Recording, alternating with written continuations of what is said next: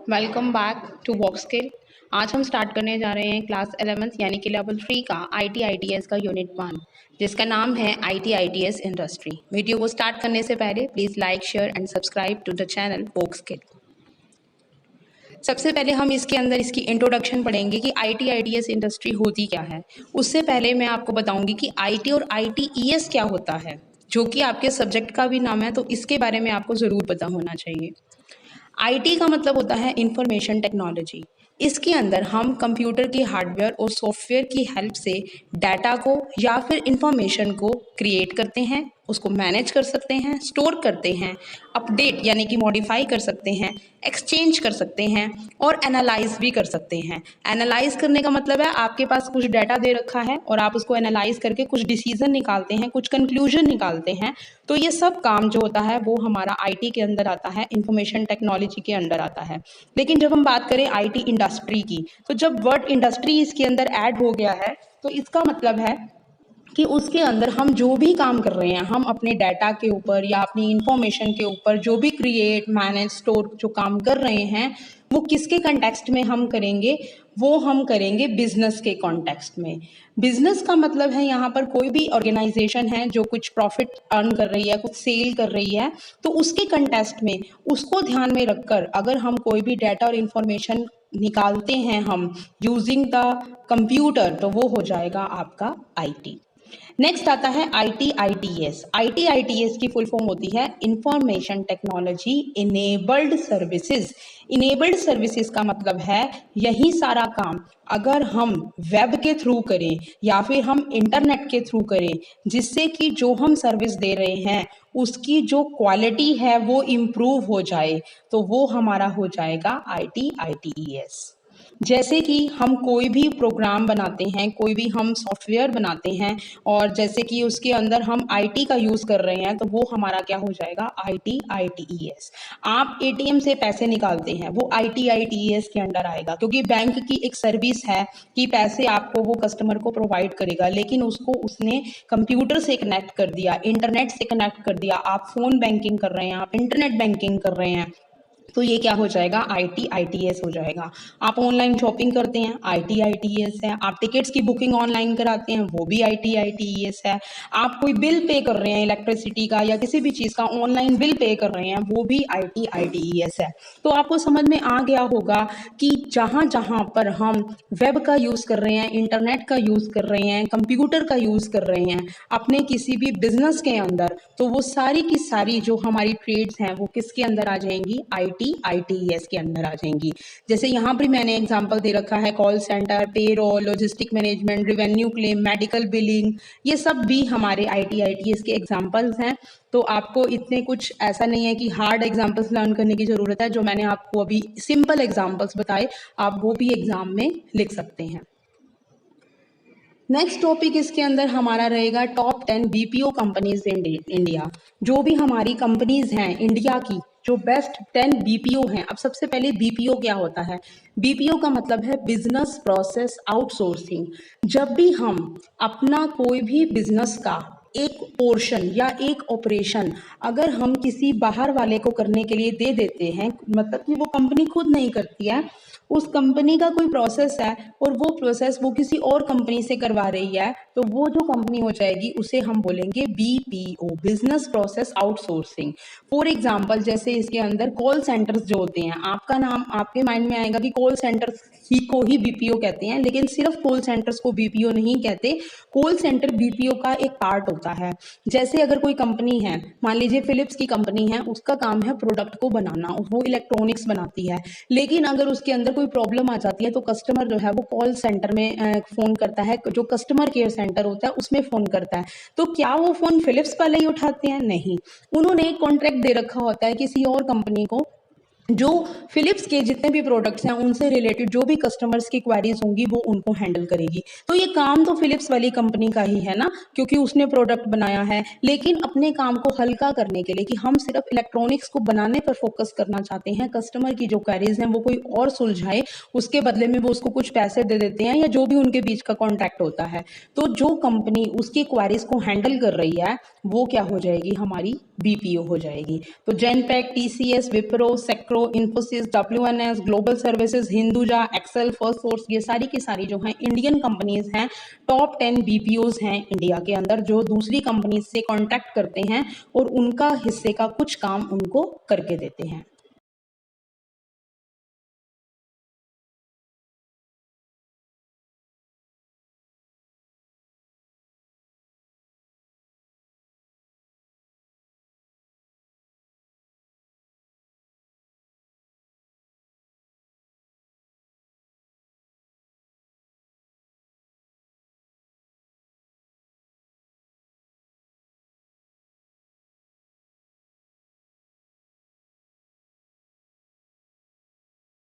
Next आता है आपका टॉपिक सब सेक्टर्स ऑफ IT इंडस्ट्री। क्योंकि IT इंडस्ट्री बहुत वास्ट होती है, इसके अंदर डिफरेंट टाइप के हम काम करते हैं, तो इसको हम सब सेक्टर्स में डिवाइड कर सकते हैं। सबसे पहले इसके अंदर सब सेक्टर आता है IT सर्विसेज।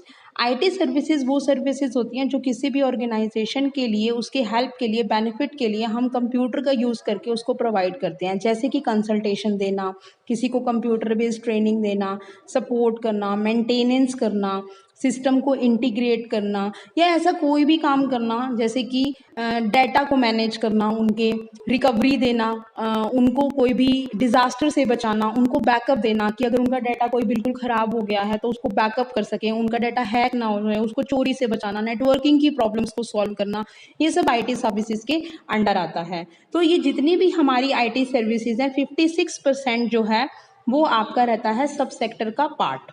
उसके बाद नेक्स्ट आता है आपका business process management.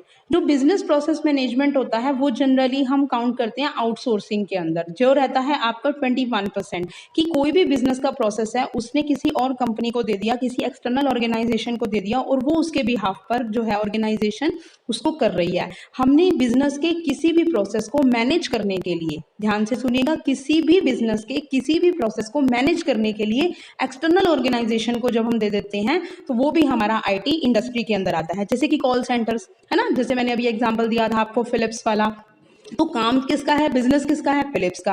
Call centres को मैनेज करने का काम भी उसी का है, लेकिन उसने उसको क्या करा, किसी एक्सटर्नल ऑर्गेनाइजेशन को दे दिया। नेक्स्ट आता है आपके सॉफ्टवेयर प्रोडक्ट्स। इसके बारे में तो आपको पता ही होगा, आपने सुना होगा कि जितने भी सॉफ्टवेयर प्रोडक्ट्स बनते हैं, जैसे बिलिंग के लिए कोई सॉफ्टवेयर बनाया, एप्स इतने डिफरेंट डिफरेंट टाइप्स के आ गए हैं आजकल, हर चीज़ का ऐप अवेलेबल है, तो ऐप भी क्या होते हैं, जस्ट लाइक अ सॉफ्टवेयर। तो जितने भी सॉफ्टवेयर प्रोडक्ट्स हैं उन सबको IT इंडस्ट्री उनको क्रिएट करती है, उनको मैनेज करती है, वो सब इसमें आ जाएगा। और लास्ट जो है आपका वो आएगा इंजीनियरिंग, रिसर्च एंड डेवलपमेंट। अब रिसर्च करेंगे हम तभी तो हमें पता लगेगा ना कि क्या प्रॉब्लम्स आ रही है और उनके क्या सोल्यूशन है। हमने कोई प्रोडक्ट बना दिया, उसके बाद उसको रीयूज कैसे कर सकते हैं, उसको डेवलप कैसे कर सकते हैं, उसको एग्जीक्यूशन में कैसे लेके आना है, एक्चुअल प्रैक्टिकल लाइफ में उसको कैसे यूज करना है, वो हमारा सब आ जाएगा इसके अंदर इंजीनियरिंग, रिसर्च एंड डेवलपमेंट। और ये जो आपके दोनों पोर्शन होते हैं ये मिलाकर होते हैं आपके 23%। ठीक है, तो हो गए 100%। ठीक है, तो इसके अंदर हमारे पास क्या आ जाएगा, ये चारों जो हैं वो हमारे IT के सब सेक्टर्स हो जाएंगे। बहुत इंपॉर्टेंट क्वेश्चन इसका एग्जाम में बनता है, बहुत बार आता है पेपर में, सब सेक्टर्स ऑफ IT इंडस्ट्री को आपको जो है वो एक्सप्लेन करना है।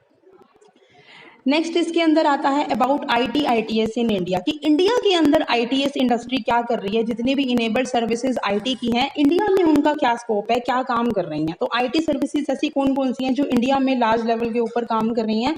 सबसे पहले इसके अंदर आता है हमारा कॉल सेंटर्स।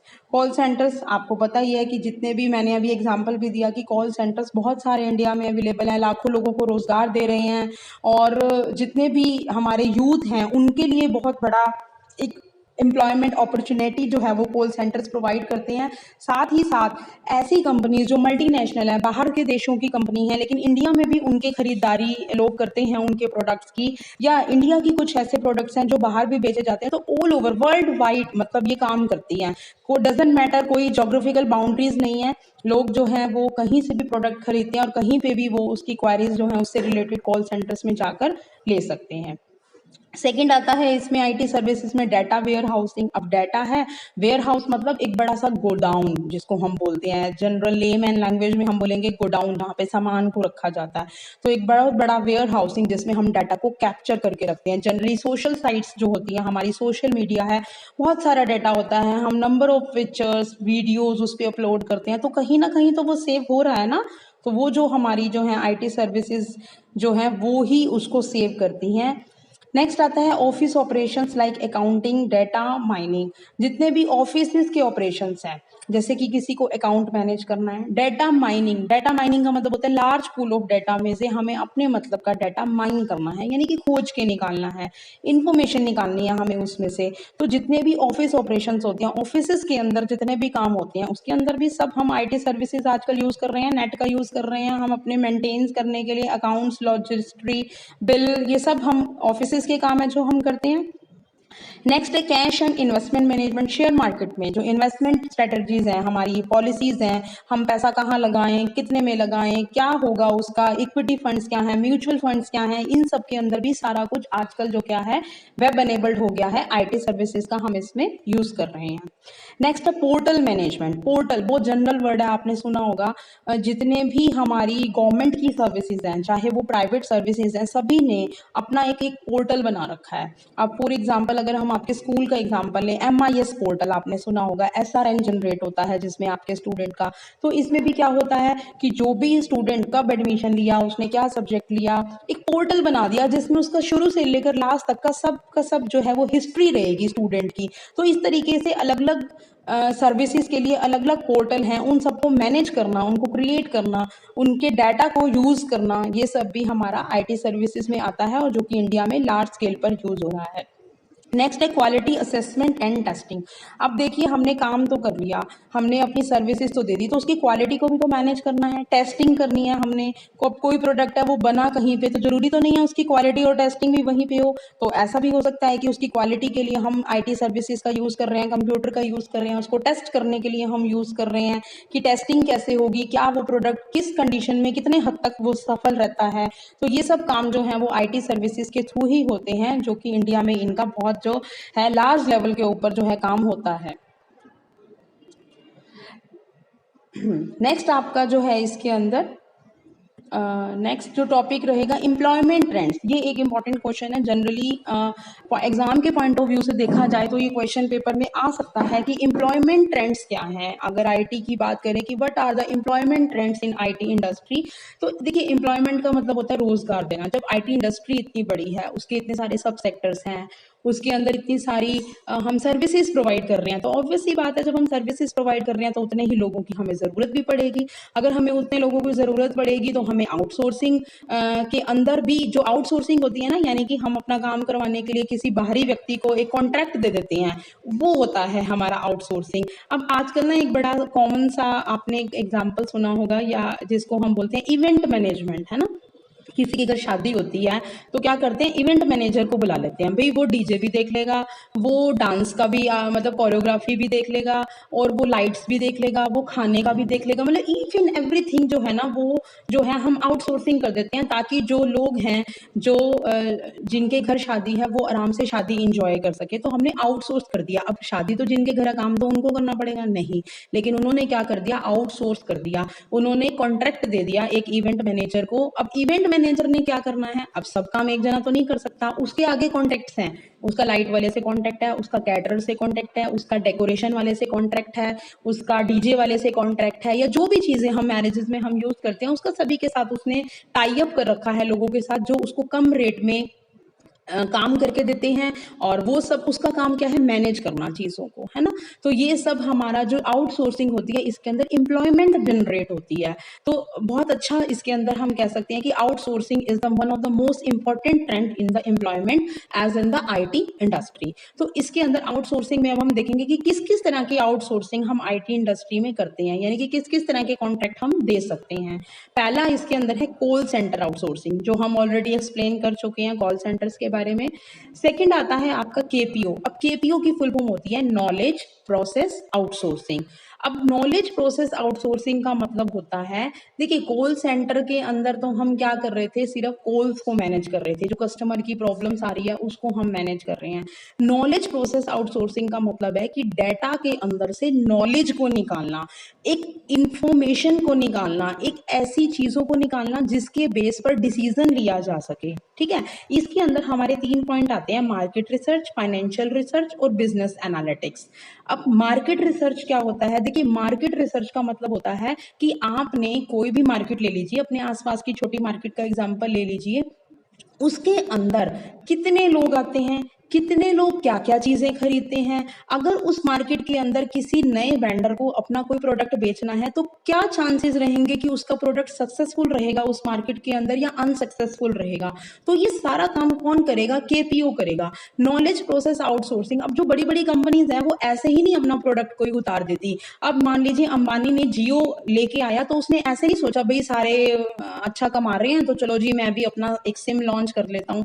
उसने प्रॉपर मार्केट रिसर्च कराई कि कितने लोग इंटरनेट के ऊपर जो है अपना फोन चलाते हैं, कितने लोग कितना डाटा यूज करते हैं और कितने लोगों के पास स्मार्टफोन्स हैं। तो उसने काफी सारी रिसर्च करी, उसके बाद उसने अपना प्रोडक्ट को देखा, फिर उसके बाद उसने एक मार्केट रिसर्च तो कर ली, उसके बाद उसने फाइनेंशियल रिसर्च करी कि मुझे कितना पैसा चाहिए, लोग कितना पैसा खर्च कर सकते हैं अपने डाटा के लिए, क्या लोग मेरे सिम को फ्री में खरीदने के लिए स्मार्टफोन नया खरीदेंगे, कितने ऐसे लोग हैं जो कर सकते हैं। तो प्रॉपर उसने सारी फाइनेंशियल रिसर्च करी।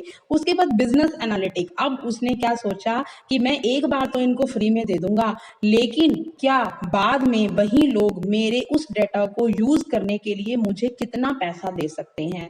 उसने उसके अंदर स्ट्रैटेजीज लगाई। उसने देखा कि 6 महीने में मेरे साथ इतने लोग नहीं जुड़े, अभी बहुत सारे लोगों ने फोन्स नए नहीं खरीदे हैं, तो उसने क्या किया, 3 महीने का शायद दिया था, चलो जितने का भी दिया था, कुछ टाइम उसने और उसमें ऐड कर दिया कि अब भाई है 3 महीने में और दे देता हूँ कि अब देखते हैं अब कितने लोग उन 3 महीनों के अंदर नया फोन लेके मेरे सिम को फ्री का यूज करते हैं। फिर जब उसने देखा कि अब मेरे पास इतने फ्री यूजर्स इकट्ठे हो गए हैं, फिर उसने स्ट्रैटेजी लगाई कि हाँ जी अब मैं इतने पैसे लूंगा और उनमें से कितने लोग ऐसे हैं कि वो उस पैसों को देख के उसका प्लान जो है वो कंटिन्यू करते हैं।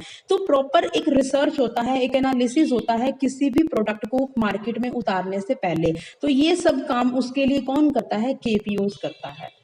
ठीक है, नेक्स्ट आता है आपका हेल्थ केयर और बीपीओ आउटसोर्सिंग। मतलब इसमें ये कह रहा है कि हेल्थ केयर, हेल्थ के डिपार्टमेंट के अंदर कि कौन से ऐसे बीपीओज हैं जो आउटसोर्स कर सकते हैं, मतलब जिनको हम आउटसोर्सिंग के लिए यूज कर सकते हैं। जैसे मेडिकल की हमने, आप कह लीजिए कि कोई बिल बनवाना है, या जैसे एक्सरेज वगैरह होते हैं जो हम टेस्ट होते हैं। देखिए सभी हॉस्पिटल सभी तरह के टेस्ट नहीं करता, ये आपको भी पता है। टेस्ट करने के अलग अलग से उन्होंने क्या कर दिया, लेबोरेटरी बना दी। डॉक्टर्स के कॉन्टैक्ट होते हैं ना, आप डॉक्टर के पास जाते हैं, कहते हैं जी एक्सरे है इस वाले लैब से करवा लेना, यहाँ आपको डिस्काउंट मिलेगा। वो डिस्काउंट नहीं मिलता, वो डॉक्टर का कमीशन होता है इतना कि हाँ भाई इतना मिल जाएगा मुझे। तो हेल्थ केयर के अंदर भी हम आउटसोर्सिंग को क्रिएट कर सकते हैं। फिनेंशियल सर्विस आउटसोर्सिंग, बहुत सारे फिनेंशियल एडवाइजर्स हैं, ब्रोकर्स हैं जो लोगों को सर्विस प्रोवाइड करते हैं कि भी कहाँ पे पैसा इन्वेस्ट करें, कहाँ पे कौन से फंड खरीदें, कौन से शेयर अब जो हैं वो आने वाले हैं। इस तरीके की फाइनेंशियल सर्विसेज भी लोग जो हैं वो प्रोवाइड करते हैं। नेक्स्ट है इंजीनियरिंग सर्विसेज आउटसोर्सिंग। अब इंजीनियर्स हैं, उन्होंने कोई प्रोडक्ट बनाया, उसके लिए उन्होंने आउटसोर्सिंग दे दी कि हमने प्रोडक्ट तो क्रिएट कर दिया, अब इसके आगे आने वाली कोई भी प्रॉब्लम्स हैं, अपडेशन है, इसको हम आपने मैनेज करना है, उसके लिए क्या करा, किसी और कंपनी के साथ जो है वो कॉन्ट्रैक्ट कर लिया। और नेक्स्ट आता है आपका बिजनेस प्रोसेस आउटसोर्सिंग। ये मैं पहले भी बता चुकी हूँ कि बिजनेस के किसी भी प्रोसेस के लिए हम आउटसोर्स कर सकते हैं। जैसे फॉर एग्जांपल अगर हम ऑटोमोबाइल का एक एग्जांपल लें कि मान लीजिए कार बनाने वाली कंपनी है, तो जरूरी तो नहीं है कि वो हॉर्न भी जो है या वो हेडलाइट जो है वो अपनी कंपनी में ही बनाएगी। मान लीजिए मारुति है तो उसने क्या करा, किसी और से आउटसोर्स कर लिया कि हम इंजन बनाएंगे, हम बॉडी बनाएंगे कार की, लेकिन जो उसकी हेडलाइट्स लगेंगी वो जो है वो उसको किसी, जैसे फिलिप्स की ही मान लो, उसने कंपनी को दे दिया कि भी आप जो है हमें हेडलाइट जो है वो जो बल्ब उसके अंदर लगते हैं, एलईडीज लगती हैं, वो आप हमें प्रोवाइड कराएंगे। तो आउटसोर्स कर दिया उसने अपने किसी भी प्रोसेस को। तो मेरे को उम्मीद है कि आप सभी को आउटसोर्सिंग के रिलेटेड जितने भी टॉपिक्स मैंने अभी आपको करवाए हैं आपको समझ आ गए होंगे। फिर भी अगर आपको कोई भी प्रॉब्लम है, आपको समझ में नहीं आ रहा, तो आप मुझे कमेंट सेक्शन में कमेंट करके प्लीज़ मुझे बताइए, I will explain it again. और आपको अगर कोई भी प्रॉब्लम आती है इसके अंदर तो आप मुझे ज़रूर बताइए। और इसके अलावा प्लीज़ मेरे चैनल को लाइक करें, शेयर करें वीडियोस को और सब्सक्राइब करें वोकस्किल को। तो अभी के लिए थैंक यू। नेक्स्ट वीडियोस लेकर मैं जल्दी ही आपसे फिर मिलूँगी। बाय।